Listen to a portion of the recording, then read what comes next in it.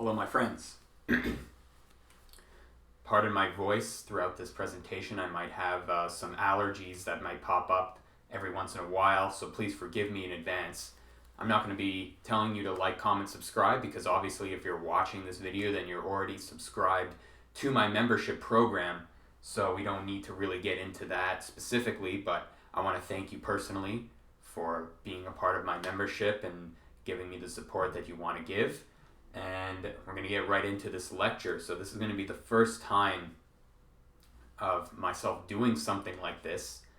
And we're going to see how it goes and how in the future we're going to implement different studies. But I want to start off with a subject that's a little bit more open-ended, a little bit more free-flowing in terms of direction and topic at hand, because, you know, it's just to get people interested, pique people's interests to the membership program as well. But I'm going to start with this topic at hand, which is breaking out of the matrix, so to speak.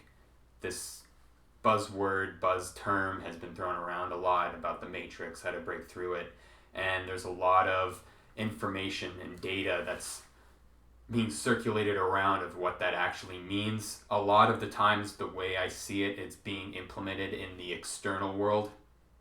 The matrix that people utilize from that movie, they sort of see it as how the external world is presented towards us, when actually we're buying into a false narrative, so to speak, and are enslaved to this narrative. But I'm going to be going into a different idea of this concept, because this is going to be the root of where everything is. So I'm not going to get into specifics in terms of how to manipulate reality, you know, how to work within reality to change it, how to manipulate it, how to enhance law of attraction or anything like that. This is going to be a purely internal course from my own experience and from what I've learned personally about this subject that I think is going to help people, because I don't think looking at these things like the matrix as an external world problem is actually really helpful towards embettering yourself from an internal level, that is. So we're going to start off here. So we have the matrix. So if we're going to look into the matrix and what most people think of the matrix as, you know, the external world, right? So let's just go over here, and you have your world here. That's you inside of it, and you have all this shit coming at you, right, telling you what to do, and you're basically at whims to whatever this world is. And traditionally, what people like to talk about in terms of the matrix in that movie is being able to break through this and get out to the outside to see what reality actually is, right? That this entire world that we're seeing is completely made up, and it's a complete illusion, or it's a simulation, or we're being lied to. And a lot of the times people throw around buzzwords like capitalism, communism, imperialism, reptilians is another one that pops up now and again. We're all controlled by reptilian overlords. So I'm going to change the narrative, so to speak, because in my view, this whole narrative of this being the matrix, that you are controlled by this outside world, and the outside world is what is making you a slave or a pawn in this great system, is a complete lie. It's all bullshit.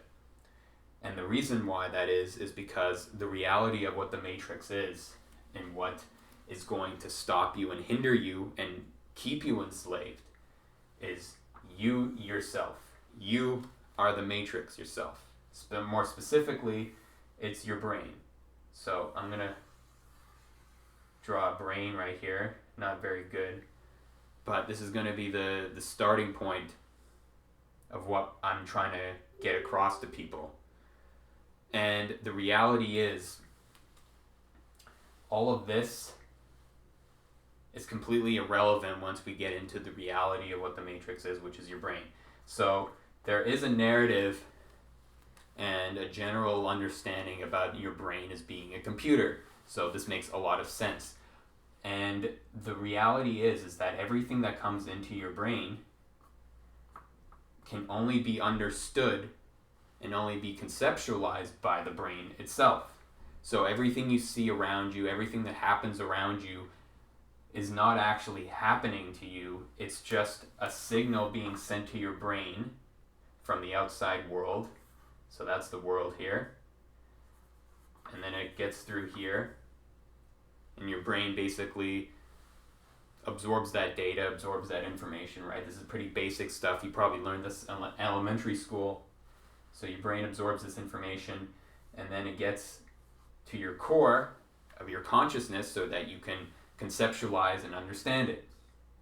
Now, obviously, there's a lot of different nuances to the brain, which I don't really need to get into because I'm not an expert in neuroscience or anything like that, but I'm going to be illustrating this concept for you because everything that you experience, everything that happens to you is all based around your own brain and how your brain is perceiving that information and how your brain is choosing to essentially absorb that information and how it sees it. We can only see this world. You're seeing this video, you're hearing this video, this experience of you watching this video is only being understood by your brain's reaction to it, that it's coming to you and you are experiencing the brain. So if you had some kind of problem, visions in the sight, you have a visual impairment that's due to the brain, this part's injured, then you cannot experience life on a visual plane because of your own brain.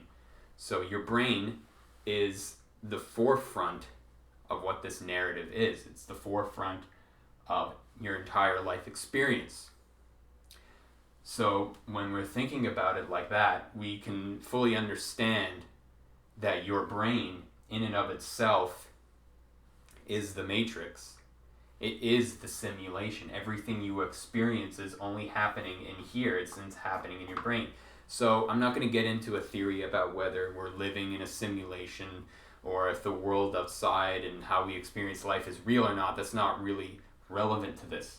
What is relevant and what we know is that your brain is the only thing that's going to be able to experience the world. You can't really get out. I mean, you can get outside if you try astral projection and things of that nature, but for the sake of this specific lecture, let's just assume everything you experience is through the brain right here.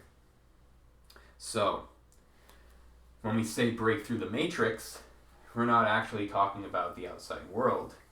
We're talking about our brain right here. Okay? So this is an important thing to understand, that when we're trying to break through the matrix, we're trying to achieve enlightenment, we're trying to understand the universe and the external world. It's not coming necessarily from the external world, but more so about us and how we can utilize the world and how we can use the world to our own benefit and know how to control ourselves within the world without it letting it affect us. So, let's get into specifics. I uploaded a video last week about reptilians and how reptilian overlords and how that whole conspiracy theory has been gaining traction for whatever reason, the most ridiculous thing ever. But people believe in that, so let them, I'm not going to judge people based off of their belief systems. You can believe whatever you want to believe. But the point I want to illustrate it with that was that, hold on, I have this here. So I'm just going to erase a little bit of this. Okay. So let's restart this model here of the brain. Okay, so this is your brain, basically, right? So at the core, you have your medulla oblongata, which is controlling, your heart rate, your breathing, day-to-day functions of your life. And then, there's all kinds of other shit, but like to keep it basic for this lecture, we'll keep it like this. Then you have your reptilian brain. So a reptilian brain is the survival brain, it's the ego brain. It's the brain, part of your brain that wants to survive. That's the That's the end goal. It wants to procreate, it wants to fuck, it wants to eat, it wants to gather resources. That's it. It doesn't care about anything else. It just wants to do that as much as it possibly can to attain survival, right? This is the part we're going to focus on a lot in this video, but it's just, we're going to start off with this in order for us to conceptualize and understand it. So we have the reptilian brain, and then around here we have the mammal.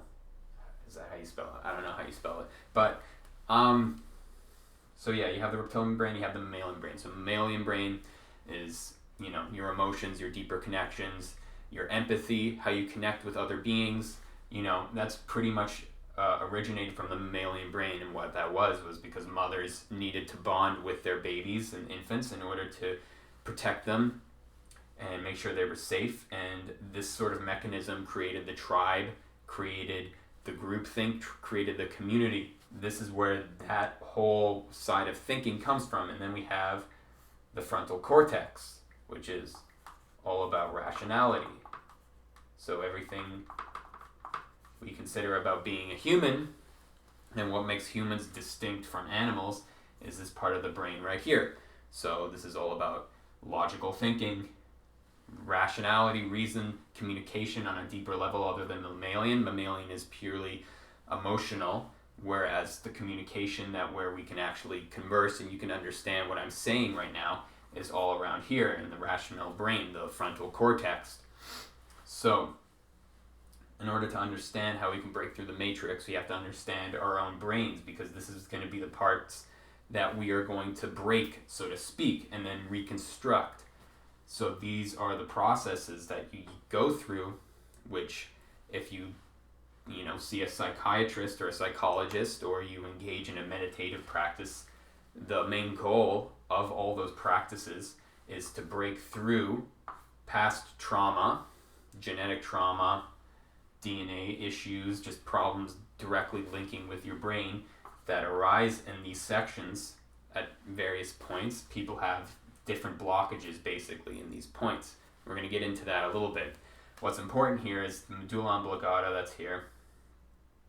But behind, we're gonna kind of ignore the medulla oblongata right now because it's not really relevant to the theory, because what's important is the reptile, mammalian, and rational brain. So behind the reptilian brain is consciousness.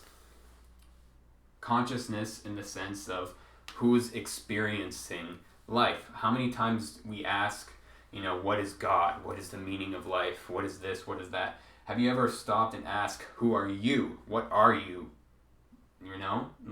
We can, assert that who we are is based around these three outer brains.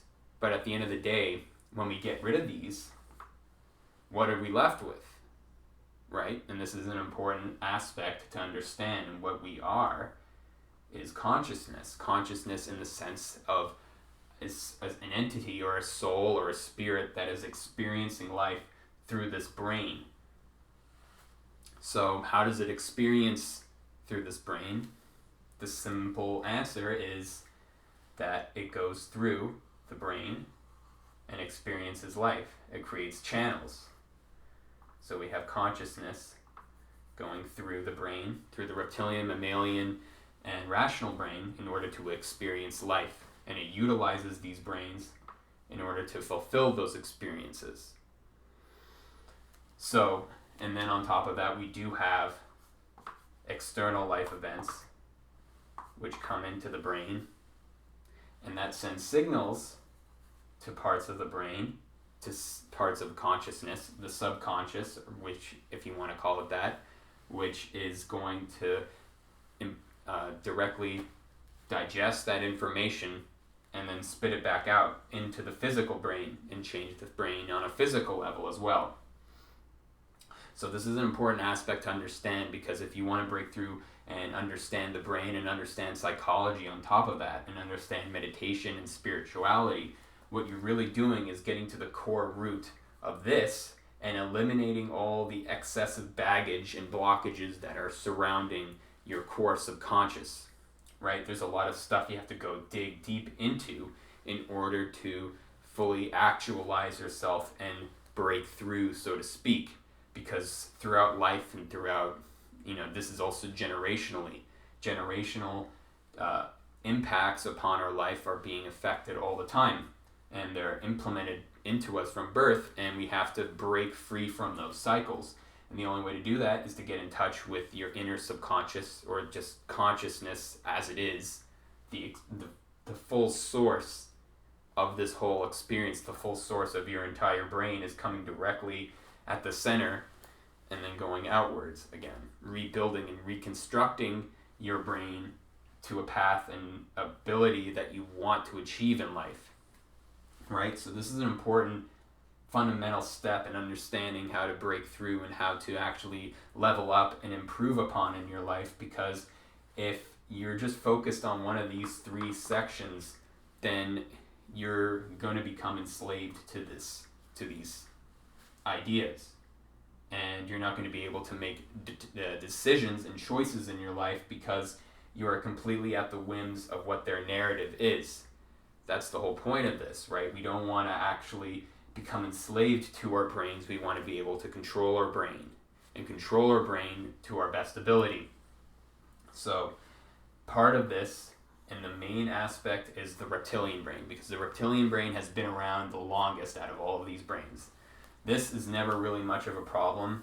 There are a lot of people in the world that are obviously really locked in and have a lot of blockages, so to speak. And what those blockages basically mean, I'll get into in a little bit, but basically, if you have a person who's too rational, a person who's too logic-minded, they can't think with their emotions, they can't think without having to see things from a mathematical or purely scientific viewpoint, and we sort of see people like that as being very emotionally repressed. You hear that a lot. You hear repression a lot. You hear, things of that nature. And the same thing with the mammalian brain. People are too focused on mammalian aspects of being too emotional all the time. They're always sad, they're always crying, everything's always like a big dramatic thing. They're bipolar, things like that. You have a lot of blockages in the mammalian brain to where their true desires, the reptilian brain, is being repressed and is being stagnant. The reptilian brain being responsible for your drive, for, anger comes from the reptilian brain, sexual expression comes from the reptilian brain, and those aspects get repressed. And this is why you find with people who are bipolar, they go from feelings of euphoria and energy just exploding out of them to complete depression, where they have absolutely no energy left because they have a blockage somewhere within their mammalian brain, their emotional brains, to where the energy is becoming stagnant and basically becoming diluted. So this is a bit more into specifically psychoanalysis, but we're going to go into a different realm of understanding how do we actually break through these.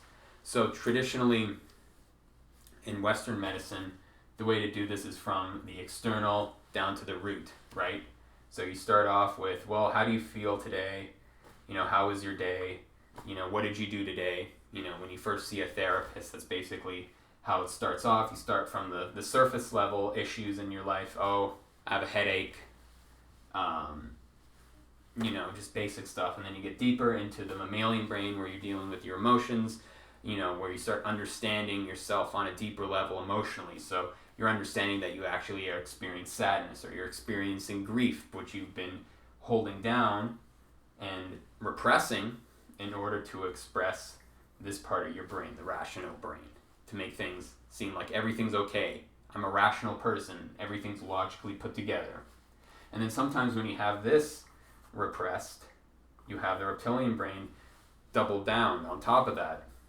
And so there's too much energy being repressed here, and this is where you're going to find people all of a sudden explode and become angry, right? This is an anger management problem. So this is kind of messy right now, but I'll probably clean it up in a little bit. But let's say we're going to go into the concept of the Buddhist or Eastern or Taoist methods of how to fix your brain and how to break through the matrix. Well, for them, it's the complete opposite. Instead of looking from an external presentation and digging deep gradually and looking into and seeing where the blockages are and how to untie them, they go the complete opposite way. They start from the root itself. They start from consciousness itself. They say, get into a meditative practice, learn how to be able to accept things as they are. When things happen, don't attach yourself to them. Let them happen, because don't forget, your brain is a system of channels. So if you have, let's just say you have this channel here from the external world to your consciousness, which is right here. You have this narrative that's speaking, basically. So let's say you have a trigger, so to speak, right? When you have a bad day, you get stressed out, you have a channel of smoking a cigarette because it gives you a dopamine hit. So your consciousness is directly affected by that, because it feels like, oh, I feel this way, I need to have a cigarette. The Eastern meditative Taoist perspective is, from a Western perspective, it would look from the externalized faction of like, okay, you're feeling this, you are experiencing this thing from the outside world. Let's try to limit this from ever happening, and then eventually this will get starved and eventually die off, and then you won't be addicted anymore. The Taoist perspective and the Eastern perspective is looking directly from the source, and once you get into a meditative trance, you are sort of vibrating from this frequency. This is still happening, obviously. You might be in a situation where you're experiencing an emotion or a craving of wanting that cigarette, but since you're in this state, you can just observe that experience objectively, experience the experience as it is without actually engaging and attaching to it, and then eventually this starts canceling out on its own. So these are the two different factors that function within this system of being able to break free from the matrix, whether you're doing it from a psychological perspective or a meditative religious experience. And both of them work. There's not one that's better than the other. Personally, for me, psychotherapy, this part didn't really work well for me, because I had to get in touch with my deepest internal self and accept that as who I was. And then eventually these issues that I was facing, these mental problems, faded away on their own. Whereas looking at the externalized aspects wasn't actually working out that well for me. I had to go deeper than that. But for some people, just doing this doesn't work well enough, because they have this huge external trauma that happened in their life, this huge channel that's just a fucking knife that's jamming into their core, that they need to look into on an externalized level and learn how to deal with their emotions on an external level in order to basically eradicate that. So there is no better or worse way. It's just a matter of your personality and how you need to sort of adjust to these things and how to fix these problems. Everyone has a different path, so to speak. So we're going to get into the reptile brain, because this is going to be the part that's going to be affecting people the most when it comes to these kind of things, because it's the deepest aspect of our brain. Right before consciousness and subconsciousness is this motherfucker right here, is the reptilian brain, which has been around since the dinosaurs, right?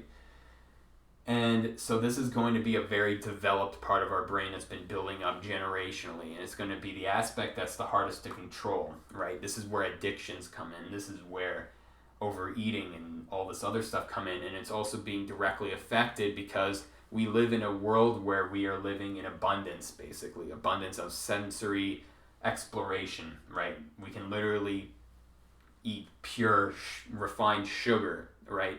In nature, when the reptilian brain was being developed with the dinosaurs, you think they had anything related to that whatsoever? You think they ever had porn or anything like that? No, absolutely not. So that was why this gets directly affected, because it's like a super stimulus. It gets super stimulated to the point where the channels that get created through the reptilian brain are oversaturated. They're so big that, you're going to need to probably utilize both methods of Western and Eastern in order to actually eliminate those processes from actually happening.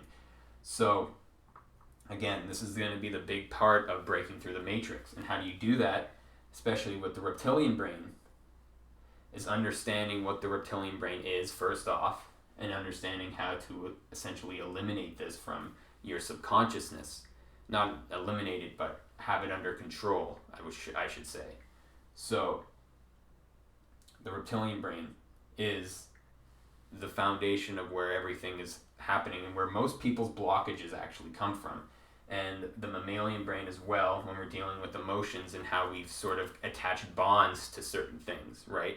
Because don't forget, the reptilian brain is at the core, right? So while consciousness, pure consciousness, is trying to break through, sometimes you have the reptilian brain that's encircling your consciousness and creating blockages, because the reptilian brain is saying, no, I want to be in charge right now. I'm in charge. I've been around the longest. I want to know. I want to do what I want to do. And it basically cuts off what your consciousness is trying to do. Your consciousness has an agenda and a goal, right? That's your deepest inner drive, your inner spirit, your inner, what you want to do in this world, basically, on a day-to-day basis. What you want to accomplish is going to get blocked by the reptilian brain if you have issues within that realm, and it will rationalize, okay? So this is what's going to happen. The reptilian brain is going to harness your consciousness and take control of it, and then it's going to go through the rest of your brain, and that part of your brain is going to start rationalizing or emotionalizing, so to speak, as to why you should engage in this narrative, right?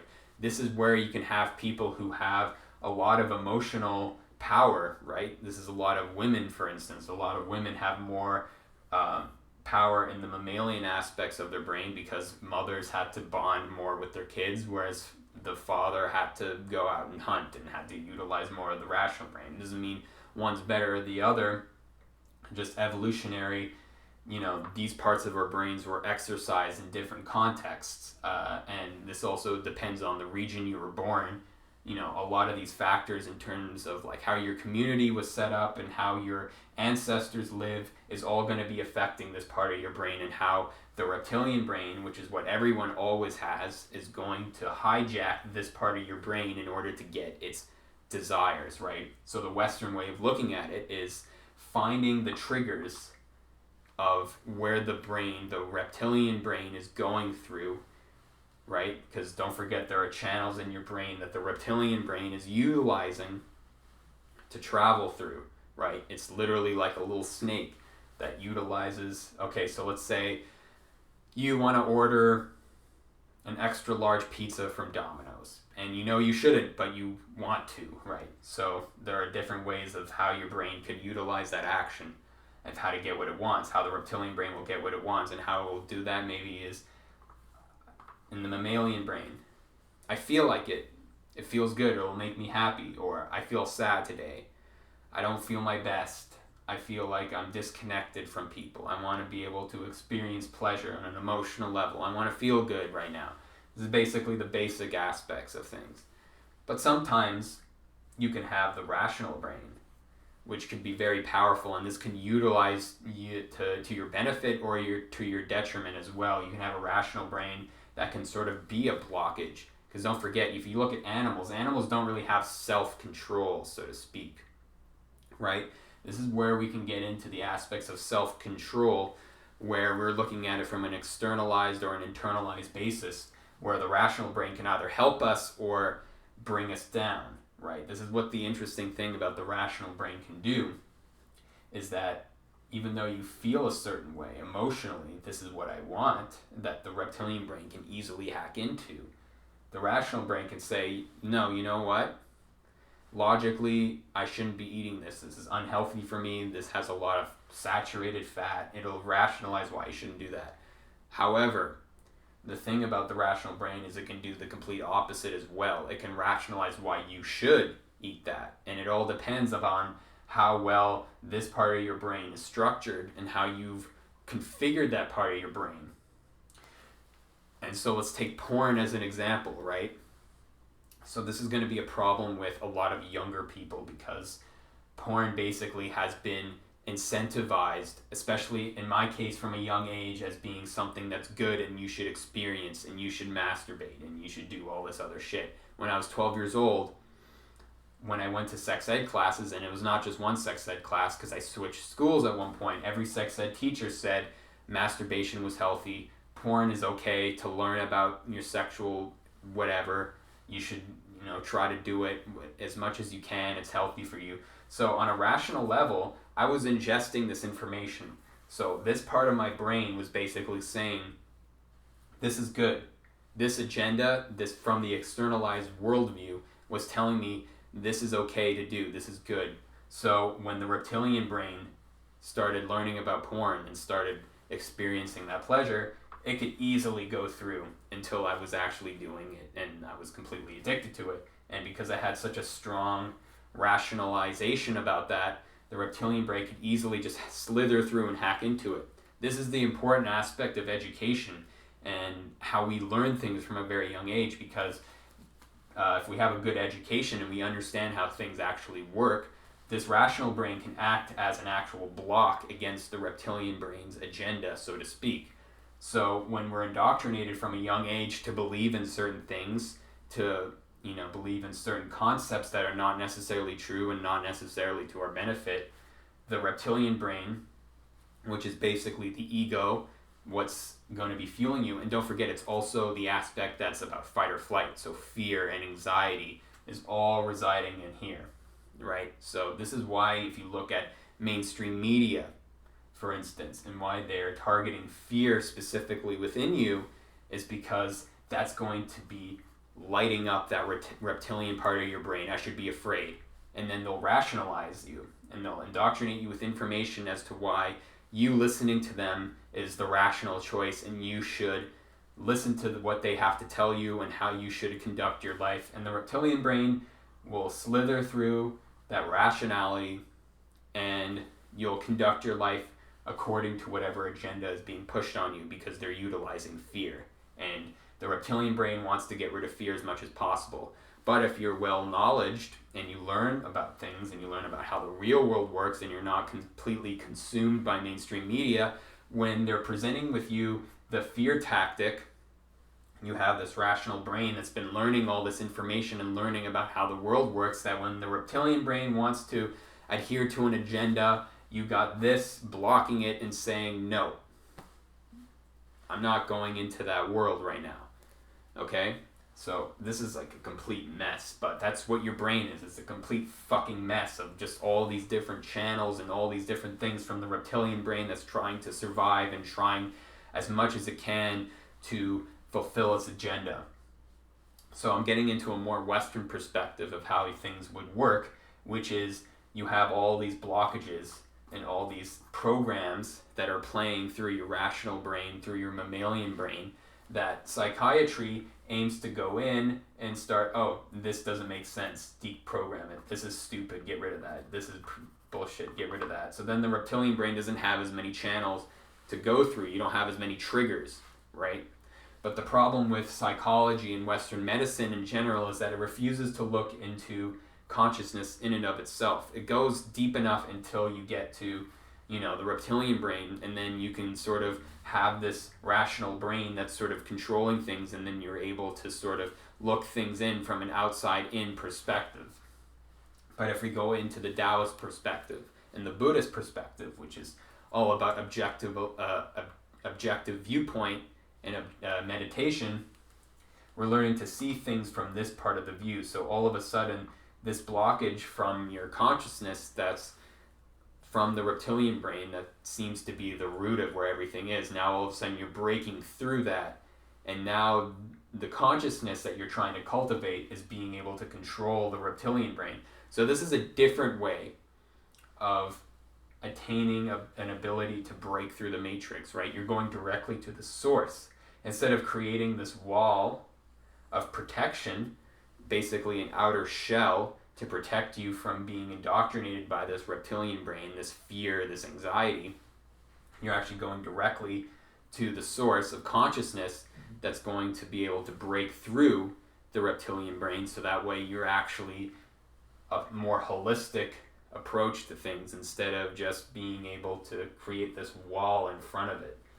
And when you're creating that outer shell, unless it's done properly from a professional who knows how to tackle these issues, you could be creating just a big wall around your brain without actually dealing with the deeper blockages and deeper channels that are inside your brain from the reptilian brain, that you just end up bottling up those emotions, right? You'll notice this from a lot of teenagers who put on this mask of being tough and like, oh, I'm okay, everything's fine, like, shut up, mom, don't talk to me, This is the rational brain, fully understanding and dealing with mammalian and reptilian emotions for the first time in their life, and then them not being able to deal with it. So instead of reconfiguring the rational brain to sort of pick and choose what's correct for them, they just created this huge wall, and then this eventually just starts building up until it starts cracking out in like little bursts. And that's why you have kids and teenagers throwing temper tantrums, because they're trying to put up this wall, this front, that everything's okay, but really they're just repressing a lot of this bullshit that they haven't dealt with. So again, getting in touch with the inner consciousness, this only happens through a meditation. And meditation doesn't necessarily mean you have to sit down and meditate and chant and all that. You could do that. That's actually very beneficial. But what that means is seeing everything as it is purely objectively. And what that means is completely separating yourself, your ego, from whatever you're experiencing, and just living within the present moment as it is, right? So this is very much an aspect where you actually do have to get into a spiritual practice in order to sort of fully understand this, because this is going to be the concept of where you're actually getting out of the physical plane of existence, so to speak. You're getting out of the physical plane of your brain, and you're going deeper into that, into your spirit, of what your spirit is containing. And then once you see things from the spiritual point of view, then all of this kind of becomes meaningless, and you can just sort of watch and observe it. The problem is that you would have to be consistently in that meditative point of view, that meditative mindset, in order for that to actually work, because once you step out of that meditation and you're back in the brain, all your bullshit is still there, right? So this is why I find with people who choose one side or the other, especially in this crazy world, it's probably better to find a utilization of both to your best benefit, in the sense that you need to be able to tune into that meditative trance, that purely spiritual objective viewpoint, but then you're also going to learn how to reprogram parts of your rational brain, so that way when you do come back into your ego, your reptilian brain, you're not just following the same paths and patterns that you've been doing for the past lifetime, basically. So that's where that sort of aspect needs to come into play. When you're completely at the whims and control of the reptilian brain, that's when toxic actions start coming into play. So that's why you need to start seeing things from the meditational viewpoint, from the objective viewpoint, that you are the only one that's in control of everything in your life. You don't have to play by the narrative that your reptilian brain is trying to play. You can play by your own narrative.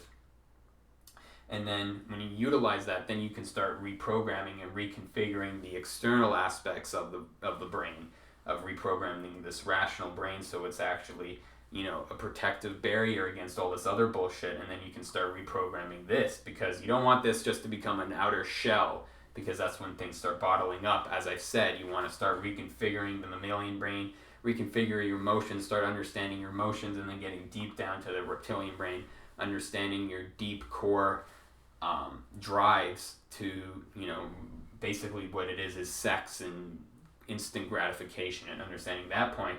And then once you get to the truth of your inner consciousness, then you can start reprogramming that. So that becomes your slave. The ego becomes the part of you that you are in control of, that you can utilize to get what you want, right? Because don't forget, the reptilian brain, as much as people like to paint a negative picture around it, it's actually very useful in getting what it wants. If it wants to get money, wants to get food, if you're starving to death and you want to survive, that's the reptilian brain going into full action. Okay, this is where adrenaline comes from. You want to get that drive, that inner passion of anything. It's all coming from the reptilian brain.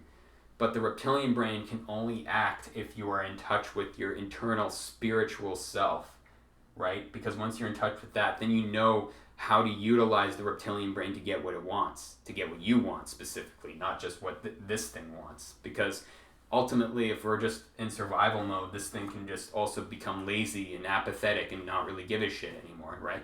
That's where nihilism and apathy comes from. It comes from the reptilian brain being like, well, I've already done everything. Like, who cares? Like, what's the point, right? And that's where you'll find, like, a lot of Western philosophers specifically who are in the nihilistic thought process are basically realizing that once they've attained everything in the survival sphere, they think they're getting deep, but really all they're doing is getting to that reptilian brain that's already satisfied and being like, well, what else is there to do? There's nothing important in the world. There's no meaning or anything. Everything's just bullshit. I can rationalize it. Look, everything's meaningless. I'm just gonna sit on my ass all day and not doing anything. What's the point? Right? That's where all that comes from. It comes from that rational brain rationalizing, and from the reptilian brain being satiated and satisfied with where it is in life, and your brain rationalizing that and feeling like, well, there is nothing important left in the world, right? This is where a lot of laziness and depression comes from. It comes from the reptilian brain being completely satiated because you've gratified all your instant gratifications. It doesn't need anything anymore because you're completely disconnected from your spirit. Your spirit really wants it. Once you get in touch with the spirit, then it's like all of a sudden like, hey, I can just go outside for a walk and enjoy the fresh air. And then all of a sudden you get a drive to do that. You get an adrenaline rush just to go outside or to play sports or to hang out with friends all of a sudden. Once you get in touch with your spirit and what you really want to accomplish in this life, once you embrace the experience of life in itself and you experience mindfulness, right? That's the big buzzword in Buddhist community, is the buzzword of mindfulness. Then the reptilian brain starts working in your favor, and then you start actually enjoying life more because now the reptilian brain has a purpose. It has a purpose of where it wants to go, and then you get that adrenaline rush, and that's when you get the chemical processes and hormones to make sure that happens. And then it comes through here, the mammalian brain, you start experiencing the emotions, the euphoria, the joy, the happiness, and then it gets through the rational brain, and then you can actually rationalize it and explain to people of why this happens, how did you accomplish this, right? This is what I'm doing right now. I have my own experience of enlightenment, so to speak. It's not a full path that I'm able to rationalize and explain to people on a physical level so that the way they can understand it. But the thing is that there needs to come from a lot of different angles of how these things happen, right? There's a lot of segregation between Western and Eastern thought right now. And a lot of the times when people try to combine the two, it creates this useless blob of shit that's not really functional. What we should be doing is looking at both systems holistically, but we should be looking at them at the same time, right? Yin and yang, all of that good shit, right? So that's the aspect that people are tending not to do, is looking at both of the Western and Eastern mindsets of looking externally or internally and utilizing both of those systems with equal power or where they're needed the most, because one is not better than the other. They're both very useful in certain aspects, in certain, contexts. So, picking one is better than the other is just a ignorant mindset to go into. For some people, they might find that the internalized aspect of doing this kind of things would work better for them. And for some people, it's the externalized, going to Western medicine, seeing a psychologist would work better for them. There's no right or wrong here. It depends on the individual. So, I think I'm going to leave it at that and let people digest it. And I'm going to supply some reading materials here for a sec. So, we have movies and books for people to check out. Number 1 is the Tao Te Ching. Everyone knows about this one, but the important thing about this book is to make sure you get a good translation. I currently have I have 4 translations of the Tao Te Ching. So, it's a good classic book. Make sure you get a good translation. Do your research. This one's good. I would recommend for beginners who don't know about this. There's other translations that I think, I wouldn't say superior, but they're a little bit more in depth, let's say, or there's a different viewpoint, because that's the thing about this, is that because ancient Chinese and because Chinese in general is very much based off of the image and the symbolic representation of the words, when you're translating it into English, it's very much tailored to the translator's point of view. So this is a good one. the Jia Fu Feng Jane English version. So check that out. That's a good one. Make sure to do your research though, because there's a lot of shitty translations out there that I wouldn't recommend. So keep that in mind. From a Western perspective, Psycho-Cybernetics. This is a very good book. This is written by a plastic surgeon who realized that when he was treating patients for, let's say they had like a disfigured nose or something, he noticed that there wasn't a correlation with life and betterment when they, if they got the nose job. Sometimes they would feel like, oh yes, my life is completely changed, I feel so much better. Sometimes you get the nose job and they've completely stayed the same. Their interactions with people are the same. The way they view themselves are the same. The way other people even treat them are exactly the same, because it all comes down to their mental ability to understand these things, and they didn't really change their mental programming in order to change that. So this is more of a Western perspective, I guess you would say, but it implements from both sides of the sphere. But it's really tapping into how you view yourself and how you sort of can visualize what you want to accomplish in your life. And it's very much about reprogramming things from the rational point of view in order to sort of conceptualize and sort of reprogramming things from the outside in, so that way you're restructuring your channels and how the energy is being directed in a certain aspect. So this is a very good book to read for that. What else? Meditations by Marcus Aurelius. Very, very classic book. One of the foundations of Stoicism in the early, when they started counting. I forget when this was. 121 to 180 AD. So this is a good book to read into in terms of like what kind of mindset you should go into going into life. It's very much a very masculine oriented soldier kind of book, but I find it's very helpful in terms of establishing a mindset that's able to sort of not be affected so much by the externalized world and be able to actually, see things objectively, so to speak. It's kind of very similar to the Eastern point of view of the internalized aspect of restructuring your brain or breaking free from the matrix, if you want to call it. So this is a very good book, very classic philosophy, very easy to read, not too heady, not too complicated. Good stuff. Next, I have Secret Tactics by Kazumi Tabata. So this guy's a Japanese guy. He does karate, and he just has a lot of good little tidbits of information of mental discipline and mental resolve within this, because don't forget, a lot of this stuff requires a lot of work, right? There's no overnight cure and overnight way to fix your brain, so to speak. It takes a long time, and part of that comes from a discipline that you need to practice in order to attain that, in order to attain enlightenment, in order to attain mental clarity.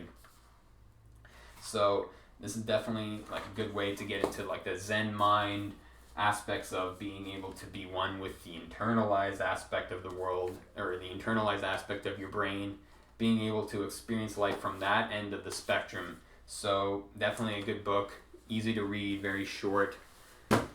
Next, I have Miracle of Mindfulness, right?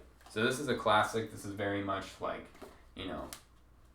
it's kind of Starbucks spirituality, but it's a really good book, really short, just gets into the aspects of how to sort of perceive life from a mindful perspective, from being able to see things holistically and not be too caught up with the external world and how you want things to look and how you want to achieve things, right?